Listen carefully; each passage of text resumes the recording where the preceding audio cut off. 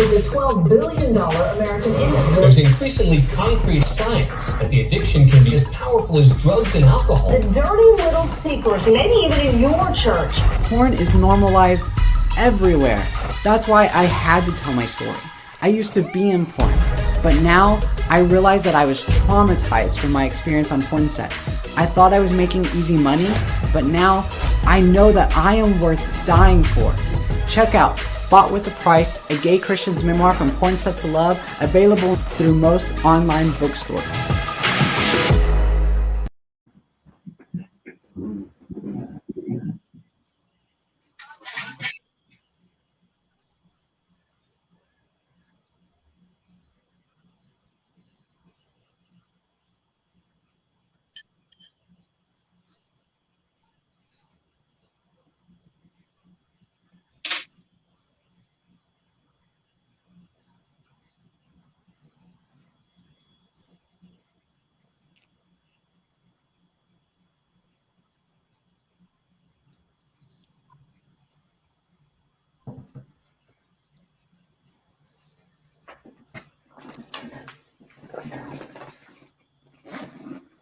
Good evening and welcome to Hot Pink Pride Radio. This is your mother, Cherie, and you are watching us live on YouTube, live in our group on Facebook, and of course on my own personal profile.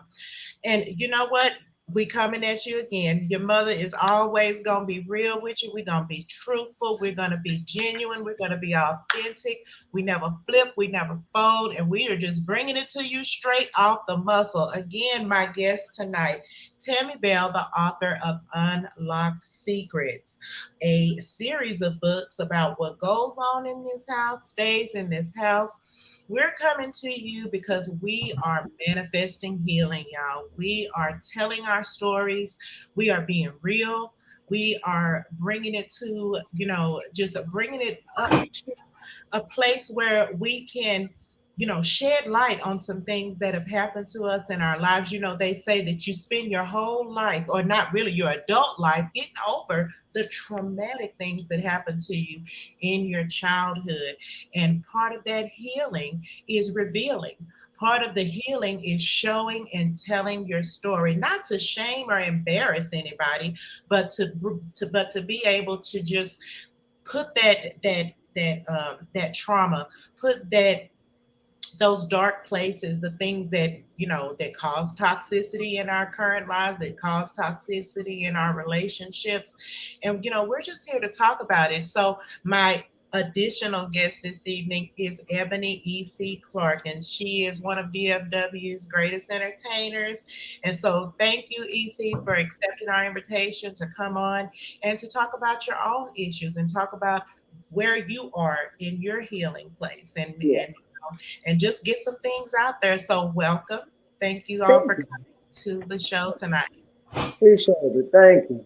How y'all doing?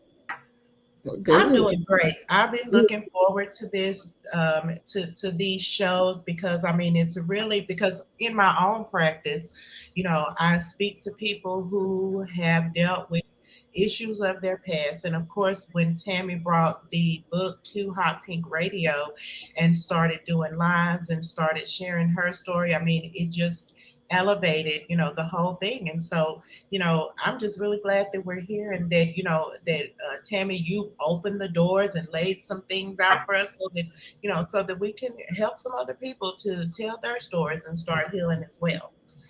Tammy, you want to open with the intro, or just come in your own way? Okay, my own way. Like I said, I'm gonna start it off. Can nobody tell your story like you can tell your story? A lot of times in the LGBT community, a lot of us studs, we've been through some things in our life. You get what I'm saying? So to me, I wanted to shed a light a little bit and reach out to the people that y'all probably done heard everybody gospel about, talked about, why they act the way they act, why they're the way they are. Everybody has a story. Everybody has a past. My lifestyle does not define the person who I was before I became the way I am. So a lot of times when you meet us studs, we have to take on that road as being the dominant one. the one who's strong. We can't cry. You can't shed a tear. You can't open up. You really can't vent to nobody because that shows a sign of weakness. So I'm proud to present y'all EC Entertainer. Say, when I started the group The Ear, she shared a little bit of her testimony and the things that she been through. And I was like, wow. Like I never knew that. You get what I'm saying? Because like now I understand that song that she used to, she do everybody ain't your friend, everybody ain't your partner. I get the meaning behind it. But I always say with music comes healing.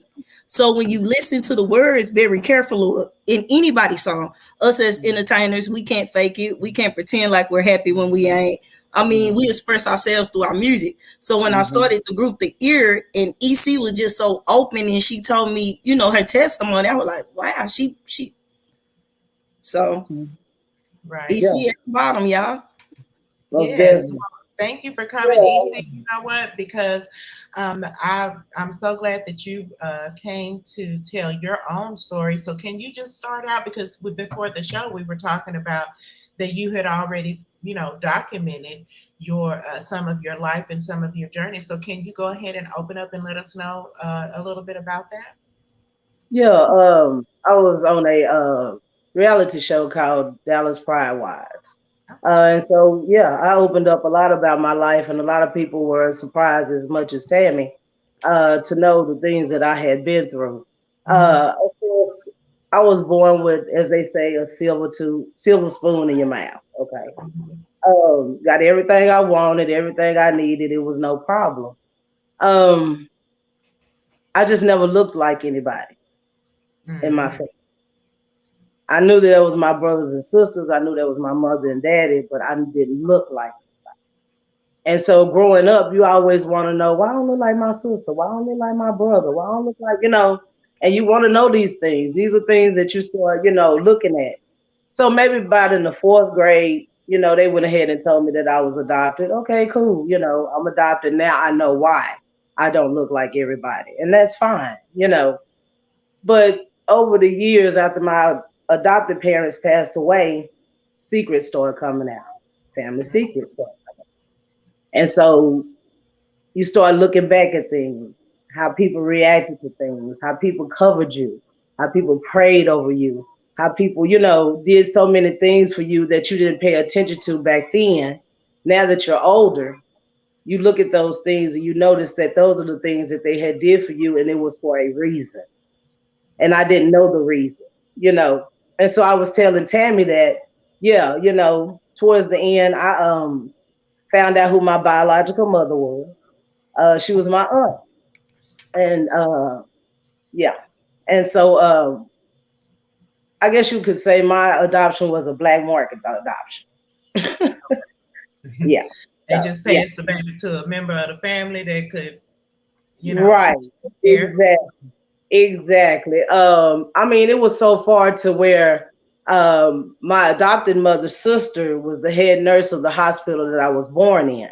So she was able to fill out the paperwork to fall back onto my adopted parents, Xing out my biological parents anyway, for me to find them at no point. Oh, wow. Yeah. That's incredible. I mean, that's a whole lot of stuff that we can't even get into. That's some legal stuff.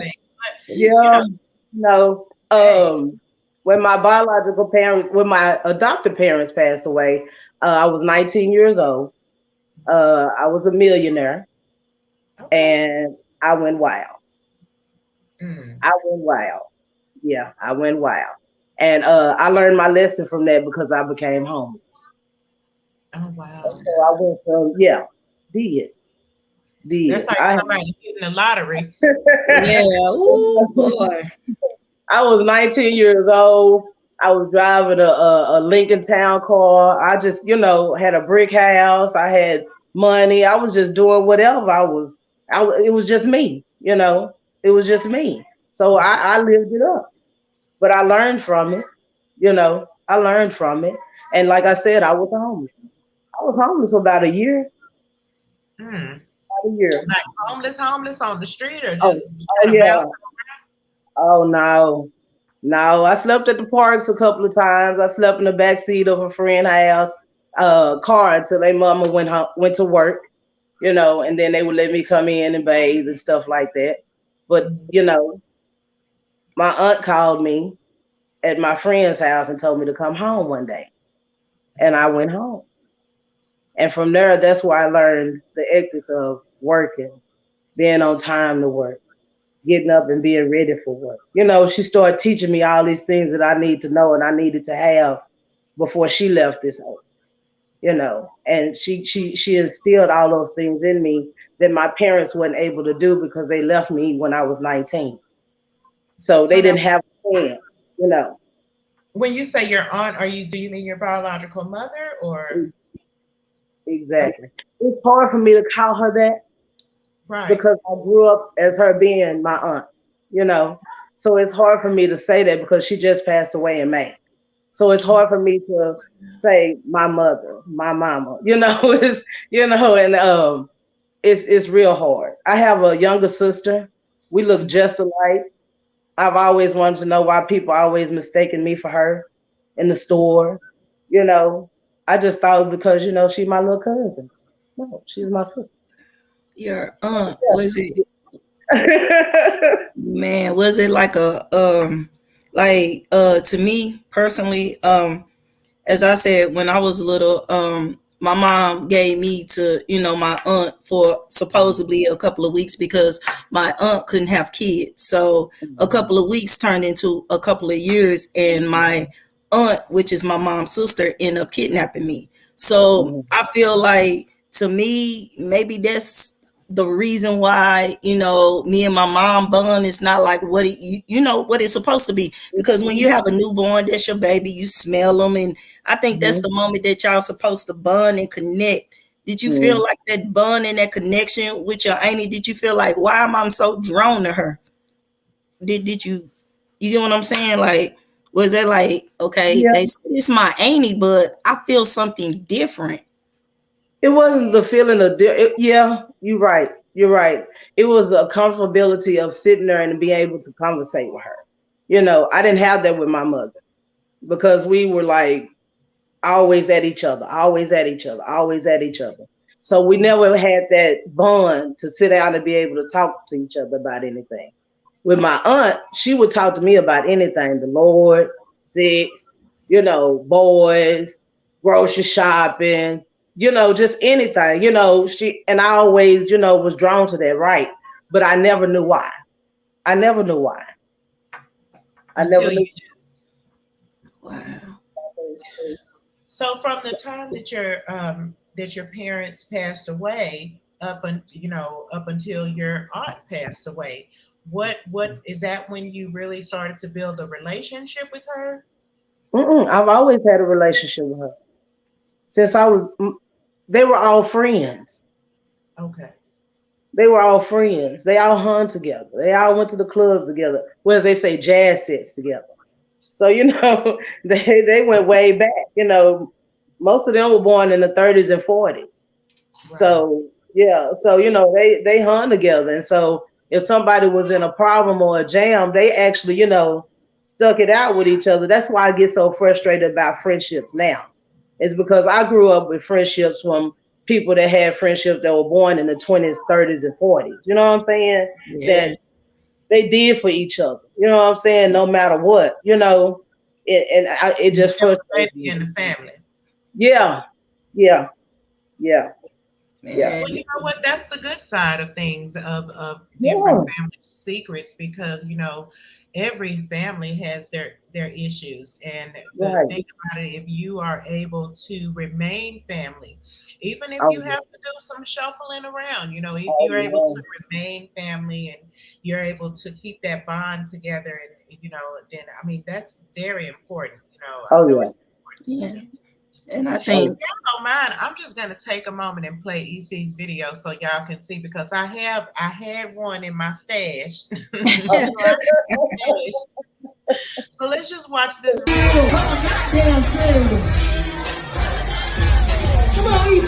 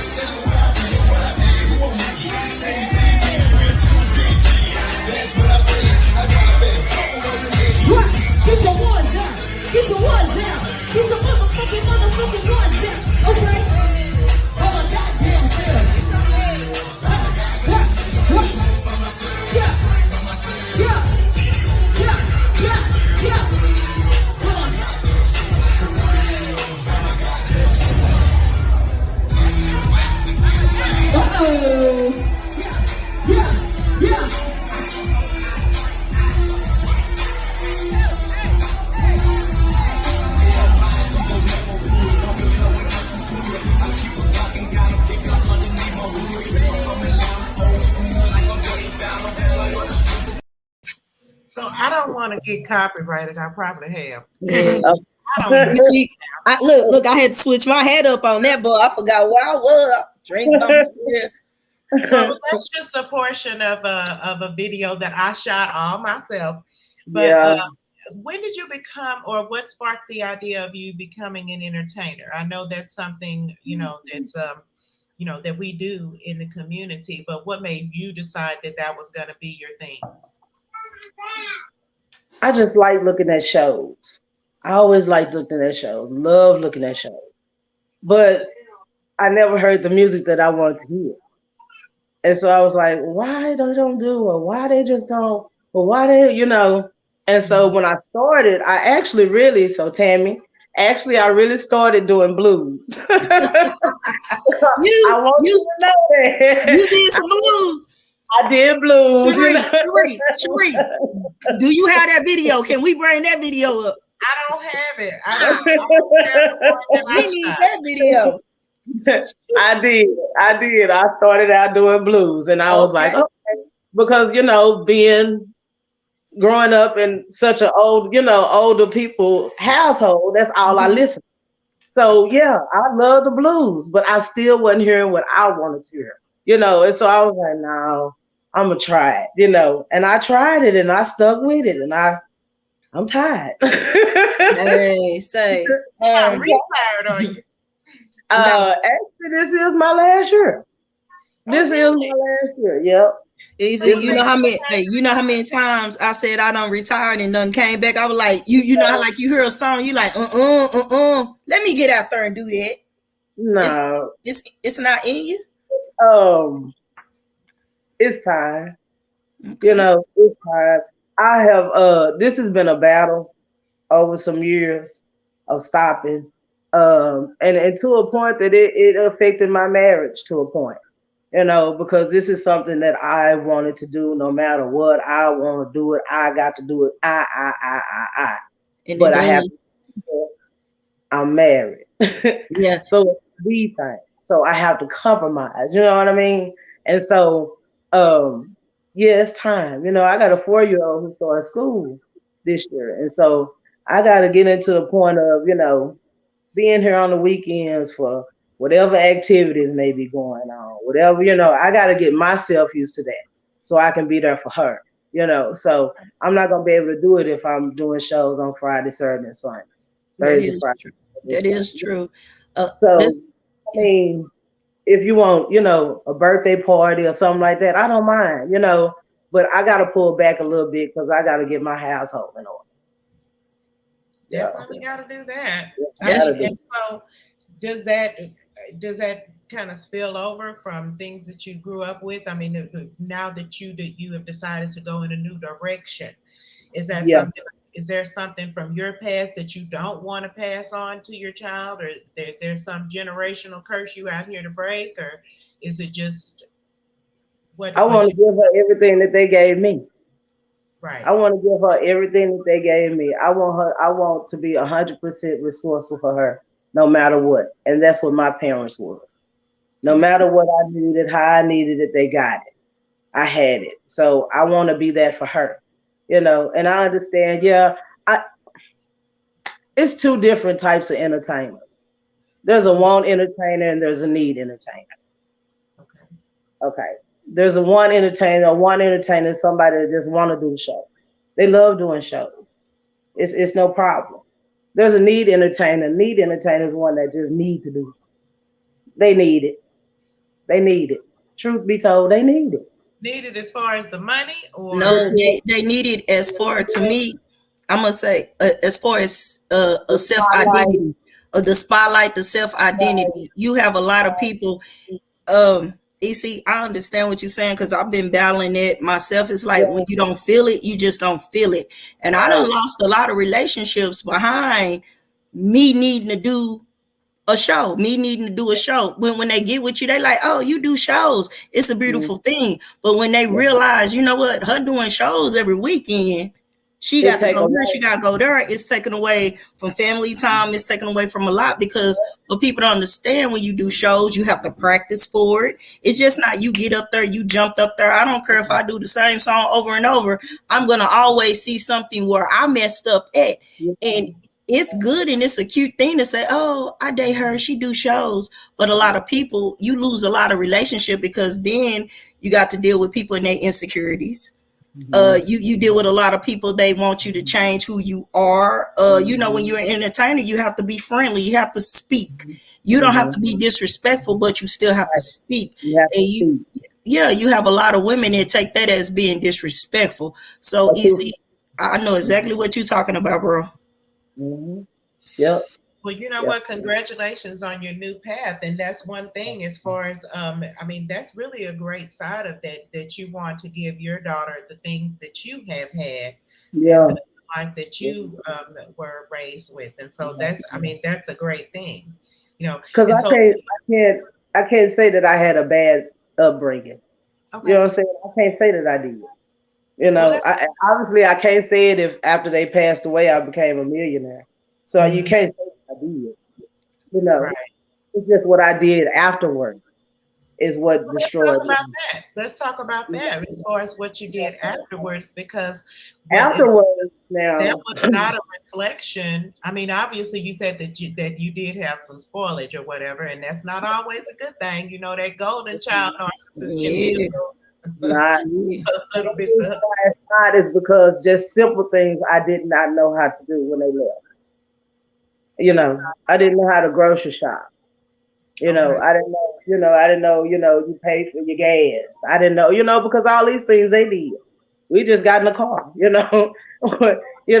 they paid for the groceries, they wrote the checks, they swiped the card, so being that young and losing them, it kind of, put me in a funny position.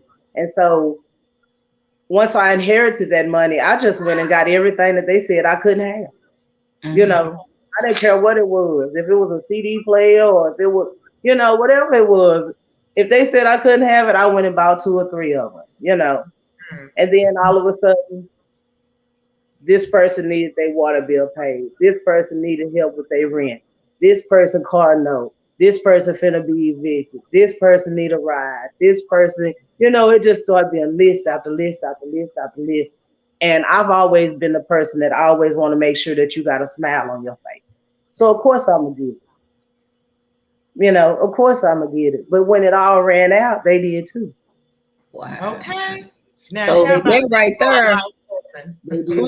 So now I get the meaning behind that song. It's way deeper than just like, the little, I get that. Wow. Yeah. Ooh, I wish I would have known you back then. You could invest in me. We could have still been rich. Yeah. But you know what? That is one thing, is that being that young and maybe there were some things that were left out, like money management, things like who to trust, who to give your time, energy, and all that too, because there can be some toxicity in that you don't, there's some things that you don't know that maybe that other 19-year-olds would know, at that time, if there had been that level of struggle. But you obviously had to go through a whole rebirth in and in the adulting part after you lost all the money and after you lost your friends and people that may have seemed like they were friends because they were rapping and tapping on your door. Right. Yeah, I paid a lot of rents, a lot of water bills, a lot of gas bills. Wow. That's messed up. On my fan, I'm hot. You hot? So like, to me, with the unlocked secrets, I try to ask anybody, is there like anything about EC that we don't know? Like, is there something you want to share about yourself that we don't know? Like, let's just say, when I tell y'all it's so open, it's just so I want open. to know about the series. I want to know about the documentary that you did. So the documentary, okay. So the documentary started out. we talked about coming out, and how did we come out and how did it happen? And a lot of people on set, they were able to tell their parents, that they were gay and that, and this and that. I wasn't able to tell mine. Okay. So, so I didn't have that, that feedback of get out or I don't want you or you're not this or you can't, I didn't get any of that, because my brothers and sisters were way grown, so they wasn't worried about me. Whatever choices I made, I just made those choices, So I never had that. So I sometimes I can't relate to people when they say that because I never had to go through that. So that's where it actually started off at. Now left from there, and it went into me and my wife's pregnancy and the baby. And so when it went off into that, it just shot off with it. It never came back to me. You don't exist no more. It's the baby. I didn't matter anymore. I didn't matter anymore. I didn't matter anymore. But yeah, the show was basically about, the pregnancy and how she came up pregnant and, how angry I was. And, it was basically putting it out there because a lot of people were saying so many things, a lot of people were saying, well, she cheated on me, or I left her, or, I heard that EC had somebody else already. It was just so much going on at the time that we were like, let's go ahead and put it on the show so we can clear the earth. Yeah. So we can clear the earth. Yes, true enough. Everybody knows she was pregnant. Everybody know that I didn't know that she was pregnant. Everybody know this. Everybody know this. Secrets. I have vows. Mm-hmm. You know what I'm saying? If I would have that's a secret in and of itself. That's right. Especially something that we deal with here in the LGBT community. Because first of all, we're women and we have a natural maternal instinct, and whether we're gay or not, we still have that desire to be parents, to be mothers, and to raise our children, in the lifestyle that is comfortable for us. You know what I'm saying? Right. And so it comes with secrets. They do. Exactly. I commend you because a lot of people, to me, I'm just going to speak from my experience, they give up too easily on marriages. Yeah. People make mistakes. There's no such thing as a perfect person because we're not perfect ourselves. You get what I'm saying? So I commend you. There's always going to be somebody speaking on somebody else shit. Don't matter. Whatever works for y'all has been working. Show me somebody who never hurt anybody, who never did anything to, I'm just saying, I commend you on that. People, man, this gay, that's a whole nother show right there. No, that's this show. This show? It could be this show? You don't want it to be this show. Yeah. No, I'm not going to say that EC has been perfect. You know what I'm saying? I'm definitely not going to say that I was perfect. Yes. I have been perfect. You know what I'm saying? But I was hurt. So I can't say that I've been perfect. But we love each other. We pray with each other. We love our child. We love our grandkids. And I believe it's a known fact, and it should show because it'll be 13 years in April. So, you got to time that time too in the gay community. You know it. 13 years, how that is. Yeah, you got to time that. Yeah, but 26 years together is a long time. Man, that's a long time. But it's that's the only thing about the community. People sweep a lot of secrets under the rug. They're so quick to judge everybody else's relationship when they going through some shit they own selves. But we're so quick because we don't want the attention to be on us and the things that we're going through. So we deflect and we pick apart everybody else's household. When our household standing there by a stick that could be blown away like the 3 pigs or whatever that story was. Y'all know where I'm going. But what I'm saying is I commend y'all. You brought it out there. Like I said, can't nobody tell your story better than you. Yeah, she did this, I did that, whatever. We still here. And what? And what? What else do you have? Ain't nothing finna happen. Ain't Nothing. nothing. Well, you know, for a person in the LGBT community, you know, coming out is a big enough, you know, secret in and of itself, you know, Mhm. because like you were saying that you weren't able to come out before your parents died. Right. Or, and so tell us, yeah, tell your coming out story. Like, I mean, like, or during the time that they were alive, did you know that this was your lifestyle, and what made you hide it from them? Go to the bathroom. It had always had been my lifestyle. I mean, I say that because I went through a lot as a young kid. It wasn't with men that made me, yeah, that made me, you know, that, you know, I did. I had a couple of boyfriends, but that Oh, was to the status of the family, you know. You know, my mom and them was alive then. So, you know, yeah, I had boyfriends. I had a boyfriend here and there, but it was, you know, we were almost like homies, you know. We was right. almost like homies more than, you know, anything. But my last boyfriend, well, let's say, whew, that was a complicated relationship. Let's just say that. Mhm. We both was doing our own thing. Right. Yeah, we both was I, doing our own thing. I get it. I mean, I'm gonna even I mean, go into my own Yeah. you know, coming out or lack thereof. My you know, my first boyfriend, like first real boyfriend that I consider real, you know, Mhm. you know, both of us are in the LGBT community now, but Mhm. when we began dating, you know, I mean, we were, you know, we were serious about it, even though we knew that there were some other things, you know, going on in our lives. You know, it was that, you know, we both came from very religious families, you know, Mhm. our Mhm. churches. We, Mhm. matter of fact, we started dating at church, right? And Mhm. each other, do you like me on the church?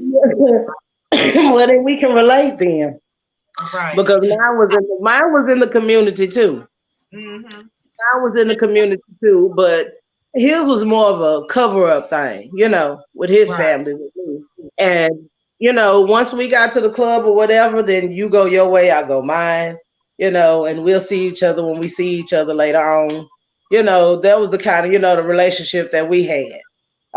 But he passed away some years ago. So, you know, Well, uh, I can say that my, you know, my ex-boyfriend, and I don't even call him an ex-boyfriend because we're so close even now.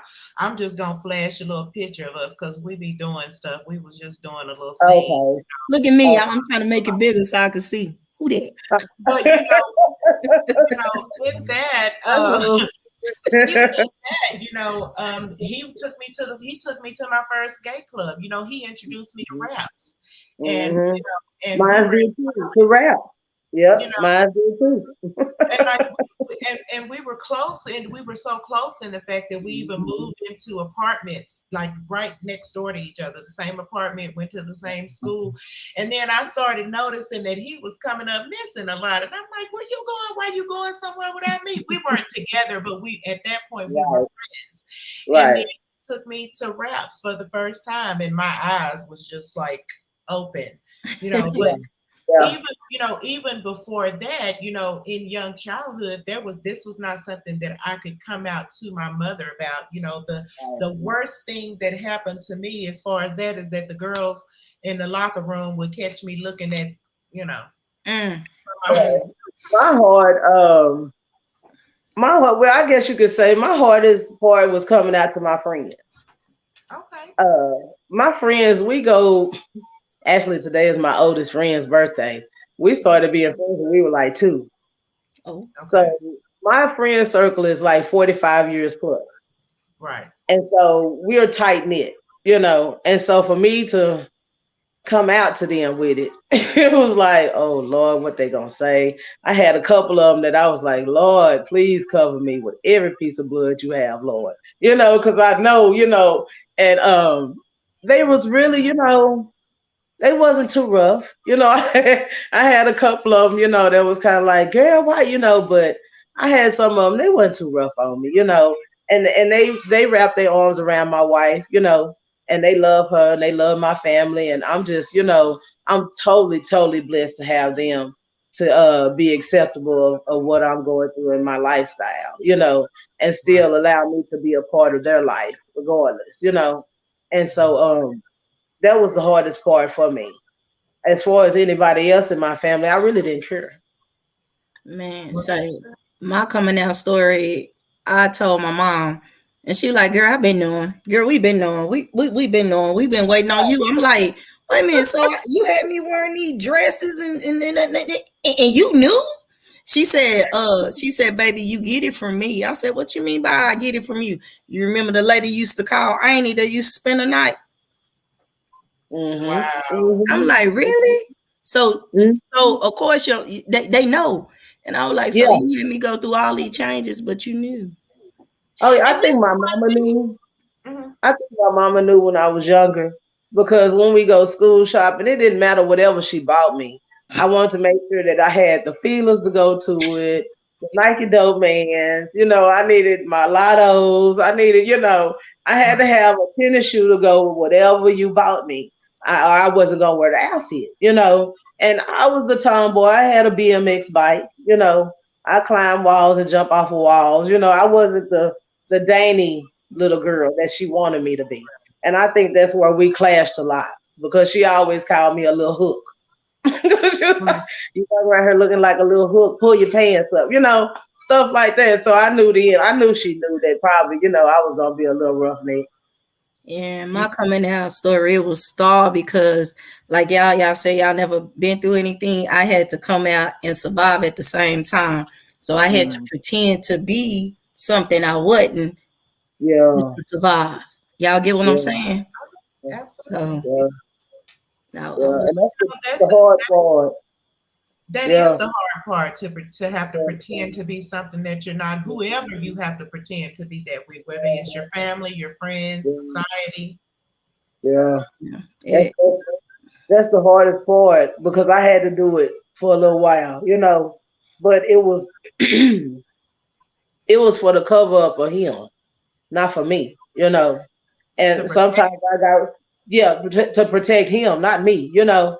And sometimes I would get rebellious and be like, no, I'm not going with you. I'm not going over there with them. I don't want to go over there, you know.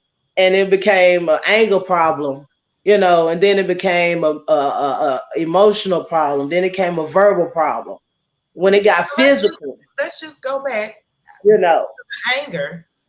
Yeah. Where did the anger come from, and how did it affect you? Because he always wanted to keep that facade of, you know, I got this woman with me, you know, woo, woo, woo. But when I drop her off, I'm going over here, you know, with John Peter Paul, you know, and keep, you know, and then just leave me at home. So yeah, you're gonna take me where you need to take me, but you ain't gonna take me where you going. You see what I'm saying? And so no.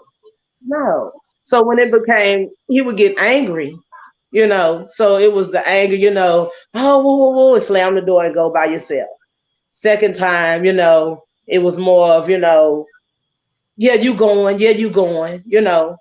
And then you don't want to go. The third time, you don't want to go. Now we getting physical, you know. Now I want to slap you upside your head. Now I want to hit you in your face. Now I want to do, you know, I want to do all these things to you, you know, while you still sitting there and you going to church and you got your little dress on, your little hat on, your little shoes on. Yeah, man, how you doing? Yeah, man, how you doing?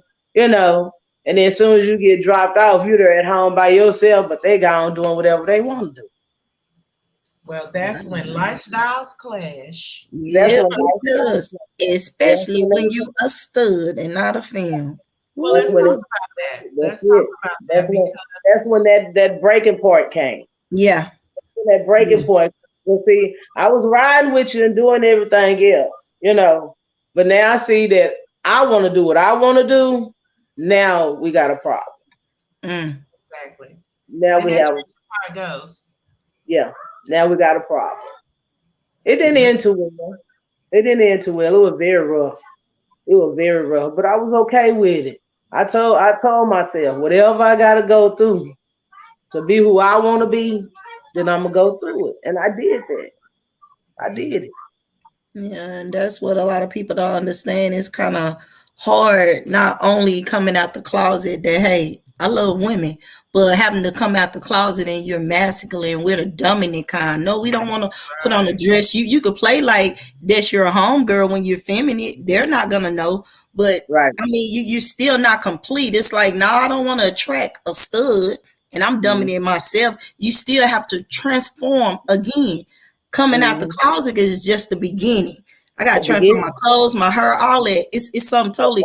So Everything. Yeah. yeah, It's so crazy. It's it definitely is. yeah. But It see, is. when I was growing up, it was the old school way.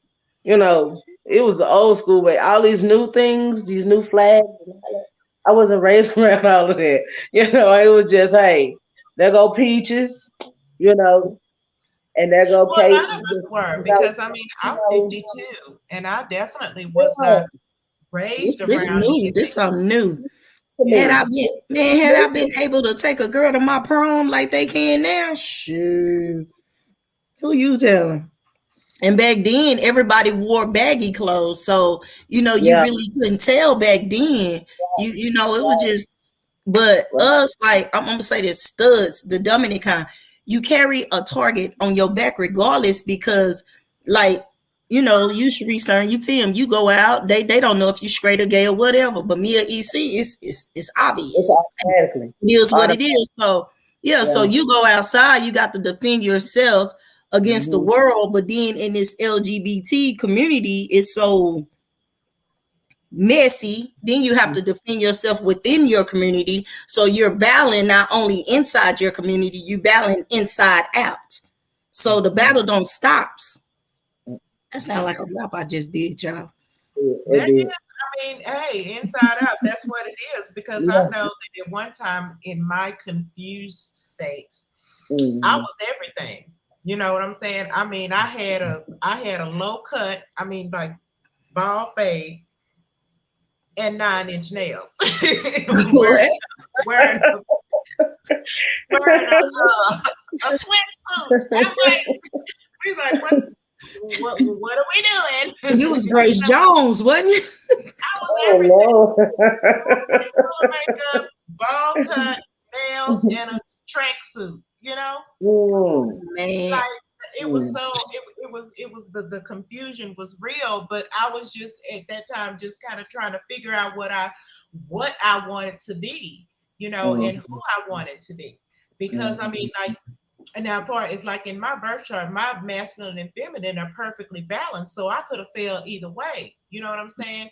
It's just what embracement, what I embraced, and really what I embraced was just the way my mama raised me. You know what I'm saying? So, and the thing that I'm most comfortable with, you know, and that's one of the things as far as coming out when people are deciding like, okay, what label am I gonna wear? Who, you know, and so for me, it's just like, okay, am I this one day? Am I that one day? How? And because I mean, even like with you, I mean, there's a certain part of me that can be dominant, but I also have a very submissive side, you know, and so that has really caused a lot of problems in me even being able to have a relationship because of that, you know, because of that balance. There's also creates an imbalance because my preference is for a more dominant woman.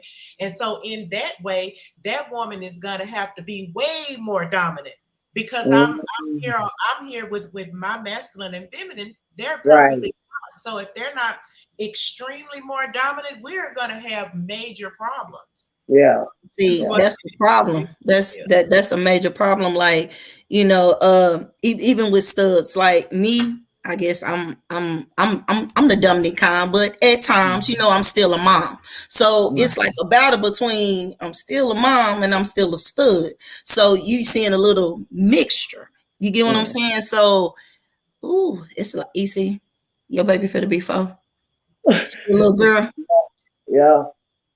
Dude, I was there trying to get some pads and tampons. I was like, baby, come get them. Come get them. But I think with me, because of the way that I am in that respect is that I tend to attract, and even, you know, I never pursue, but I tend to attract studs that have that toxic masculinity, you know. And usually the ones with the toxic masculinity are toxic like that because of whatever they went through in their own upbringing. That's that healing in you. That's that healing in you. Right. Yeah. That made them feel that made them gravitate more towards the toxic end because they may have had issues growing up in their life where their masculinity was their mask.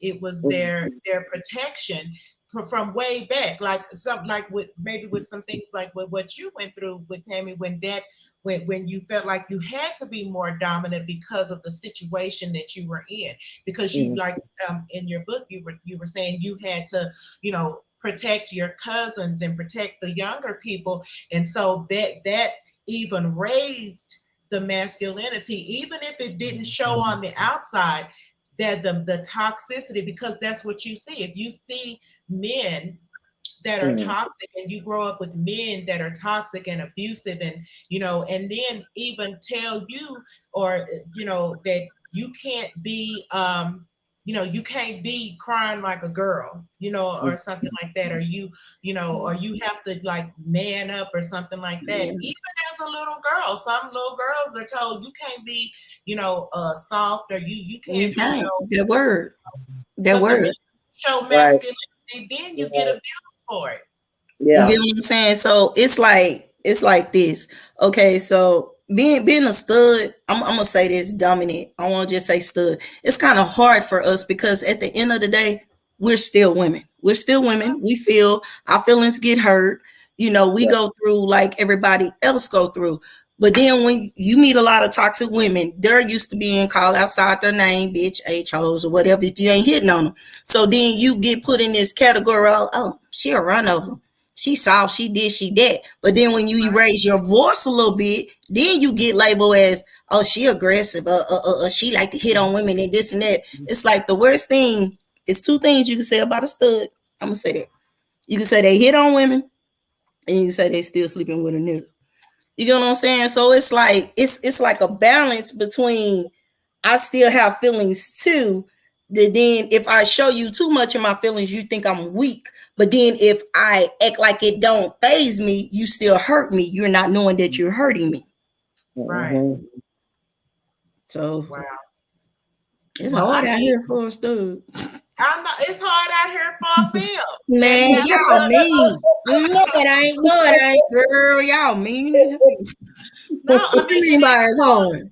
It is hard out here for a femme who may have a more dominant quality. My work ethic is very much like a man.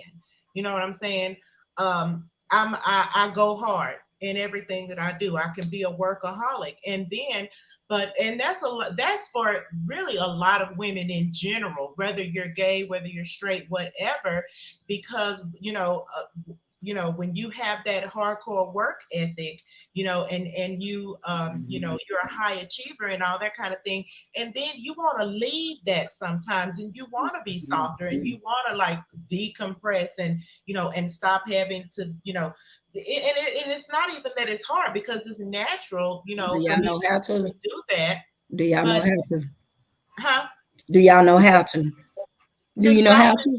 I'm just saying. No, I don't. I end up not knowing how to. See my hope. See that right there. My point is, like, you could be having a conversation, or somebody could be sweet or adorable, or they could say something because you're so, you know, dominant. I ain't gonna say, but you know, you're the dominant type. You know, so if you tend to get somebody and y'all bump heads, y'all clashing, because both of y'all, you know, the same. You a bull, he a bull. Sometimes he don't want that, or she, or whomever. Sometimes they just want, you know what, baby. You don't have to have the answers all the time. I'm sure you got the answers to a lot. You can bring out a Bible verse, a quote, all that behind it. Sometimes they just want you to do this. Listen. But it's that healing part of you. It's that motherly part in you. You can't do it. You can't. And then too, I was raised by a single mother, so seeing a strong woman, seeing a strong woman was natural for me. I did not have a male, Right. figure to show me what masculinity was. And so, even though my mom is very soft and she's very womanly, she's still a hard worker. She's in her 70s and she's still going hard now. And so that part I got, but even still in her, that was a masculine thing, Yeah. But even now, like in my even when dating, I mean, one thing that I've learned as far as healing is that I need to do a birth chart so I can see how much masculinity a woman has in her chart. And so yeah, if she has, more masculinity in her chart, then I'm like, okay, then I might can do something with her. But at the same time, the other stuff that comes in, the whatever it is that, because the birth chart don't never change. So if you were a masculine girl child, that came with its own whole set of problems. If you're a masculine presenting girl child, you will have it hard. Just the same way if you are a feminine presenting your male child, people will treat you differently just because they see that natural femininity. That was one thing in healing and really getting myself to a point of acceptance for me, in knowing, how life works, how the human and birth charts and all that kind of thing. If you believe in it, you believe in it. I'm gonna have to go look that up. I ain't never heard of it. But that was a me seeking why. You know what I'm saying? Because we always be seeking, why am I like this? You know what I'm saying? Why this and why that? I mean, and becoming more self-aware so that we can, and for me, it was just a place of being able to make a better decision, and so because I could just look at, a masculine looking woman, and I'm turned on by that, you know what I'm saying? But then you can have a masculine looking woman who's really very feminine, and that's where you go into where people don't want to be labeled just because of how they look on the outside, what I'm saying? And so that's one thing that I had to learn how to discern is that just because you're a masculine presenting woman doesn't mean that you are that you have this higher level of masculinity. A lot of times, I have found just in in my practice and in my business, there are women that put on the masculine front as protection when they're really not that masculine. I mean, my first girlfriend, she was almost 6 feet tall. You know what I'm saying?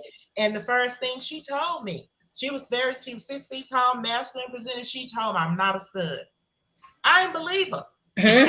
Shoot. I'm like, but you gotta be, but I'm, so I'm like, but you look so good as a stud. Yes, say, I knew that was a bone of contention because you look like you supposed to look. Hey, I knew I had to cut my hair.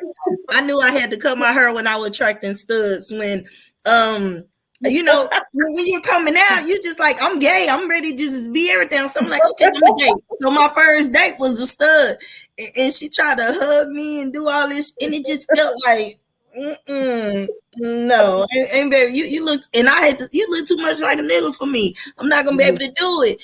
And she was like, you're not feminine. I said, okay, you just now noticing it. There's nothing feminine over here. Right.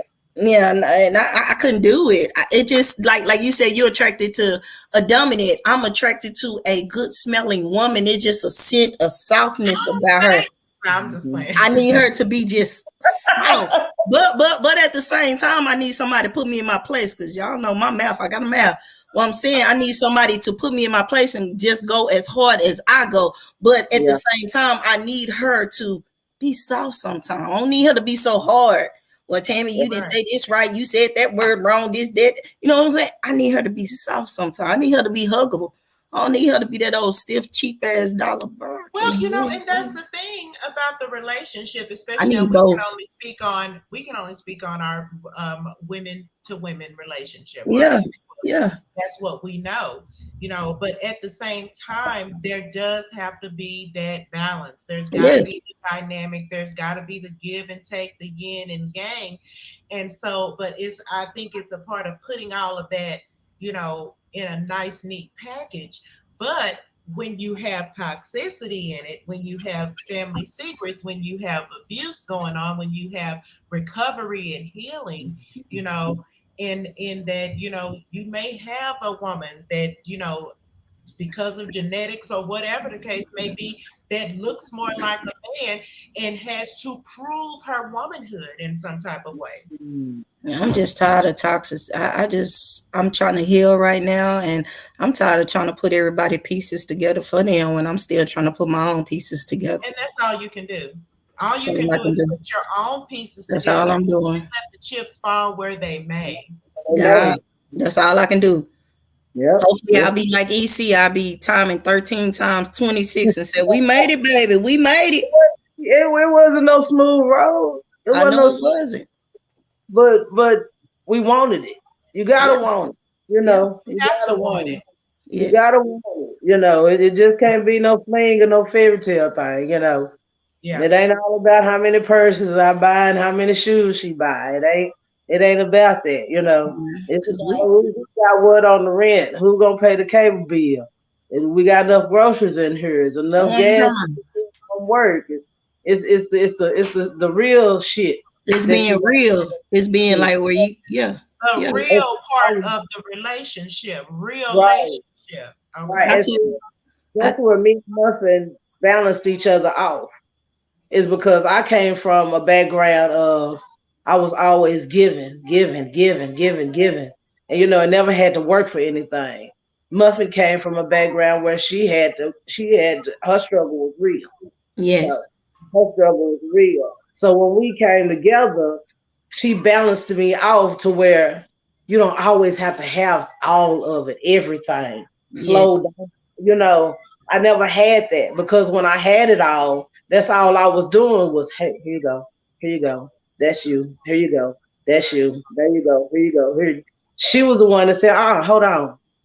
We don't have that to give. We don't have that to do with. We don't have that to, you know. So Yeah. over the years, it taught me to tell people, you know, if they say, you see, y'all come and do so and so. Anybody can tell you, nah, bro, I ain't gonna be able to make it because I ain't got no money. And I tell you off bat. That's Now what before it is. I would go do whatever I need to do to get to wherever I need to get so I can be around everybody. Yeah. You know what I'm saying? But responsibilities, you know, that's how we weighed each other out. So I you know, really, I wouldn't make it without her. I know I would. I'd probably be That's what I'm talking about. I like that. I just I'm a hot mess without her. I'm pretty sure I would be a hot mess without her because she balances me out, you know. And I'm sure I do That's good that sometimes. you know that, because a lot of us Oh, lose yeah. out when we know that we good without. Right. That you That's Right. what it is. I try to tell anybody when you're choosing a mate, especially because we're in our 40s and 50s, find you that notebook love. I don't know if y'all ever seen the movie Notebook. I Can love you Yeah. love me when I can't remember how to love myself? Can you take care of me when I can't remember how to take care of myself? That's that type of love I want. I don't want that materialistic shit, showboat shit. I want, can you wipe my ass when I don't remember how to wipe my own ass type shit and don't tell the world that I'm over here stinking. Yeah. Well, you know what? For me, that's really the determining factor is if do we have that situation? Do we have that relationship where I will want to wipe your ass? Because if we don't have that, then we gotta go. Now, in the beginning of our relationship, I had to say probably maybe a year into, maybe almost 2 years into, Muffin had got Lyme disease. And she had went paralyzed from the chest down. And so she had to learn how to walk. She had to learn how to write again. She had to learn all this rehabilitation. And it was new to me because me and her had just got together, you know. But it was a case that I had to do those things for her. And so when I did those things, yeah, it was uncomfortable for her, you know, but I wanted her to know that no matter what you're going through, I'm still gonna be here. I'm gonna be right here. I'll be right here. I got you no matter what. You know, if I gotta comb your hair, I'm gonna comb your hair. If I gotta wash your ass, I'm gonna wash your ass. You know, no matter what, you know. And so years on passed by, I had to have surgery and I had to go through the same thing, and she did the same thing for me, you know. So it balanced out. But like I say, it's a different thing when you want it. It is. It is. You want it. Yeah, it's a different thing when you want it. Because you're gonna do whatever you need to do. And see, my mom was married for 52 years.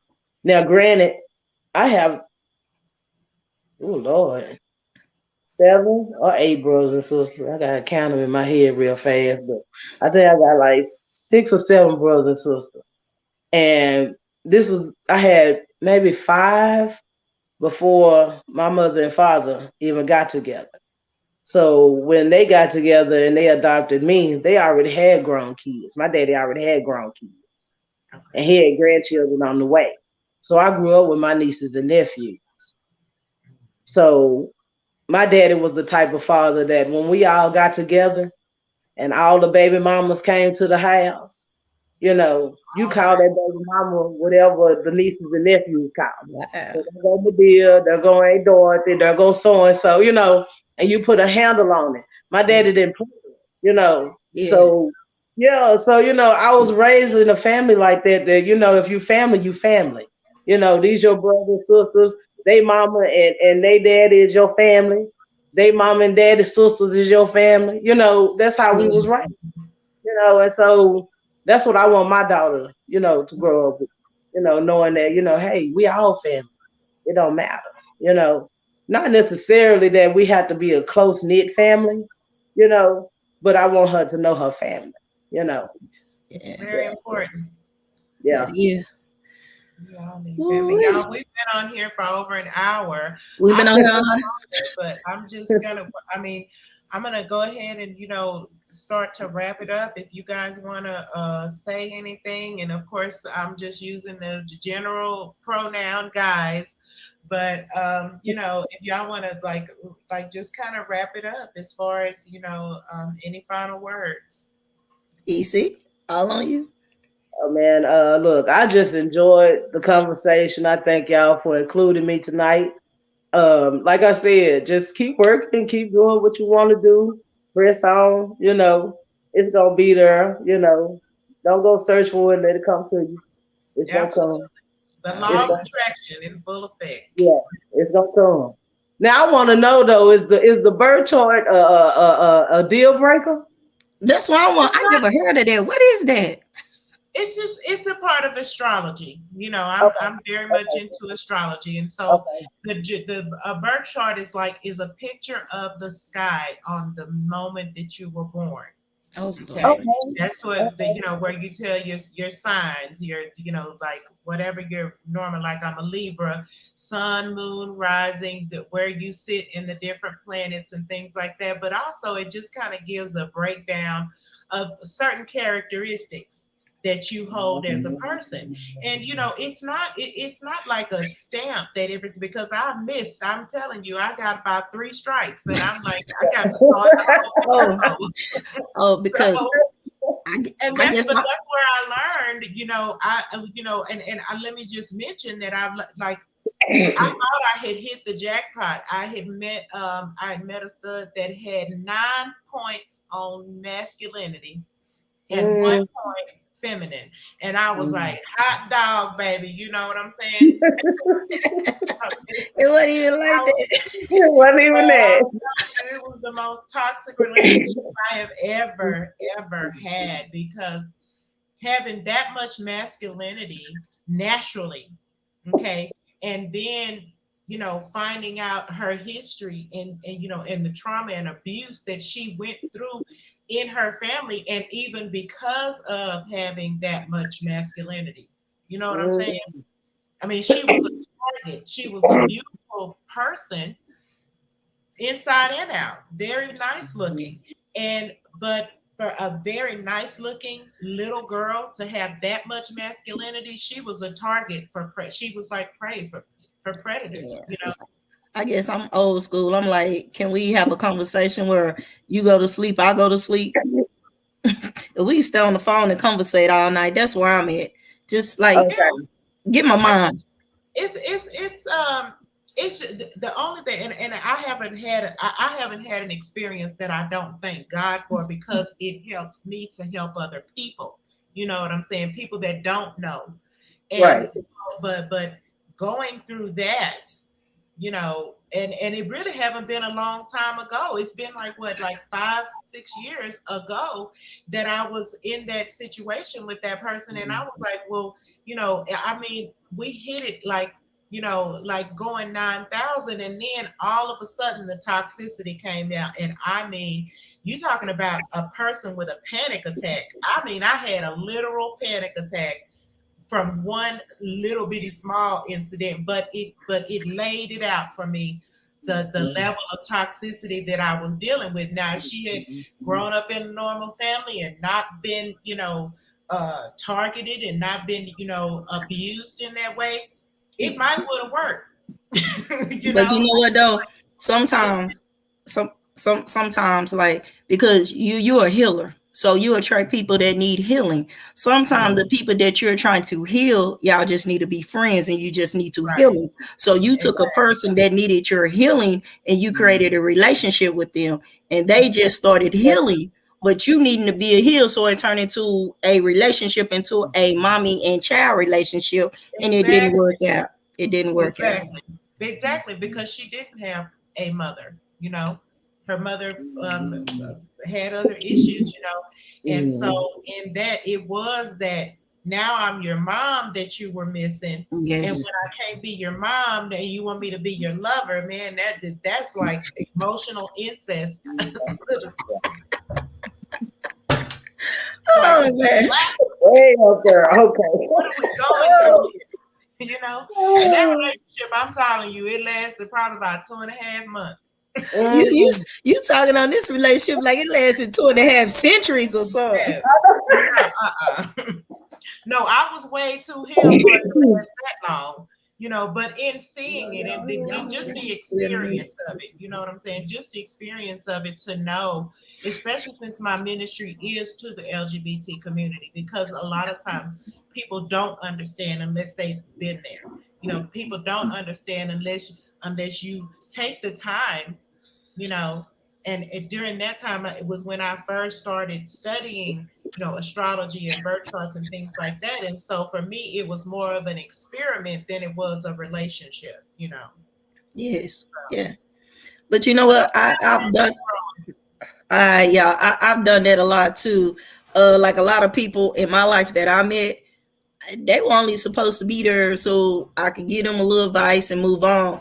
But then when you take your calling, and you know your calling is what you're calling, then you mix it in with relationships and feelings and stuff like that.